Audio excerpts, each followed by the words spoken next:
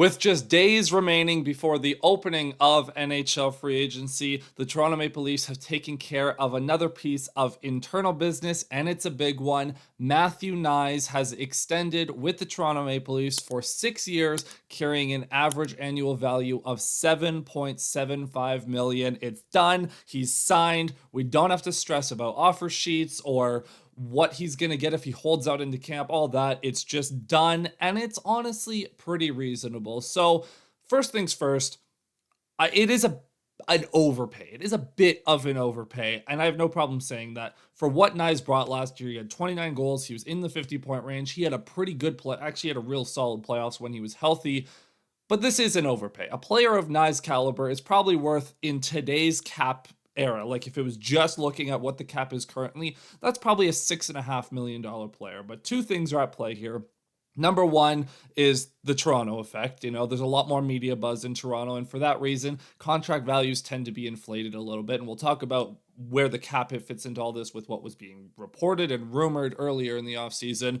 The other thing is the rising cap. A $6.5 million player is going to be worth a lot more in 5 to 6 years when the cap has exploded. So you pay a little bit more to get Knies locked up to a bit of a longer term deal.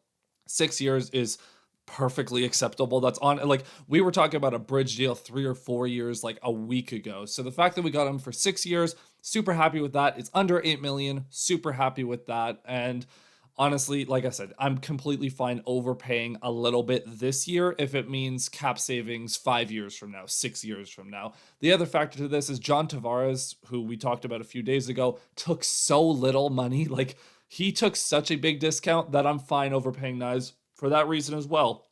The total cap hit between the two of them is going to be a pinch over $11 million. Actually, let's do math here. So it's going to be Knies 7.75 plus Tavares 4.38.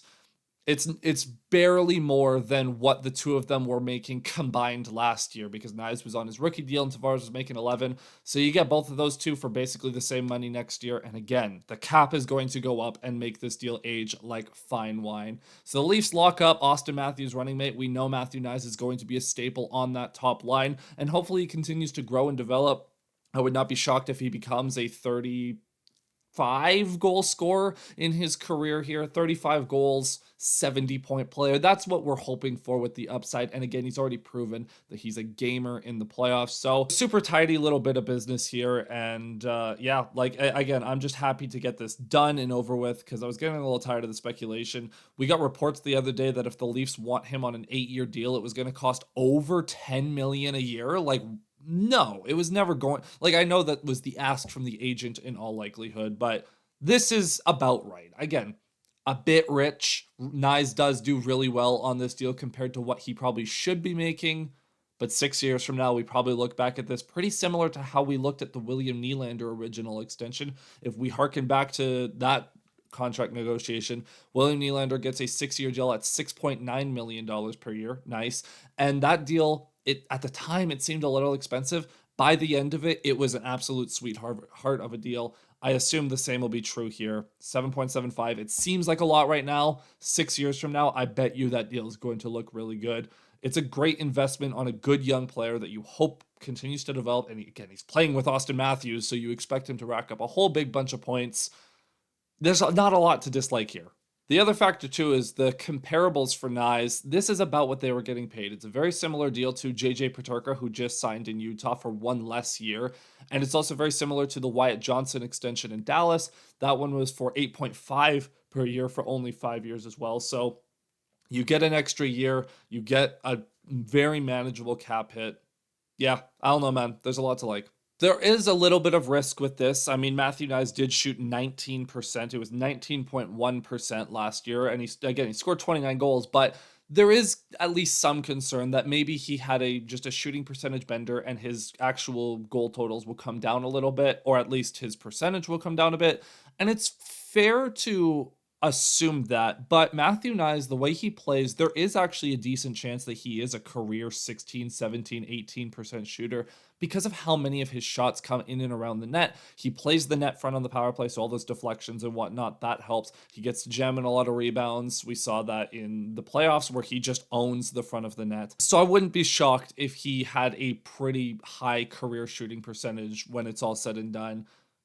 I understand the concern though. Like, there is a very real chance that next year Knies scores like 22 goals and shoots like 14% and has a significant come down on that percentage. We'll just have to see, but that's the risk you're absorbing here. But the benefit, on top of being a good point producer, again, 29 goals, 58 points in 78 games. He missed a couple of games in there too. You expect him to be a 60-point player next year.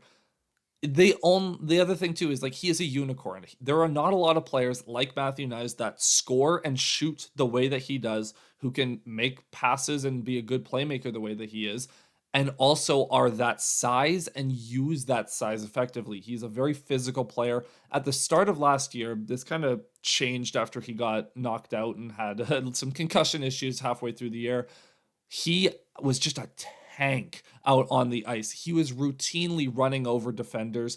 And in the playoffs, again, he really ramps up that physicality. Against the Ottawa Senators in the first round, there was not a single Ottawa defender that could do anything about Knies in front of the net or on the forecheck. He was just absolutely bullying them. So yeah, there's really not that much to say about this deal. It's just super solid. I'm super happy with the extension. Again, is it a bit of an overpay? Yes, but in 6 years, it'll probably look like a sweetheart of a deal, so I'm completely happy to overpay for this year. Let me know down in the comments below what you think of this deal and how happy you are for Matthew Knies to still be a Toronto Maple Leaf. Not that that was really in doubt, but, you know, anytime there's something that has like a 1% chance of happening, Leaf fans tend to overblow it and think that the sky is falling. So let me know how excited you are to see Kniesy on this deal for 6 more years. He's going to be a Leaf for a very long time. And yeah, aside from that, just remember to hit that like button and subscribe with notifications turned on. I am going to be live on July 1st at 5 o'clock Eastern right here on Game Over Toronto to break down all of the free agency shenanigans.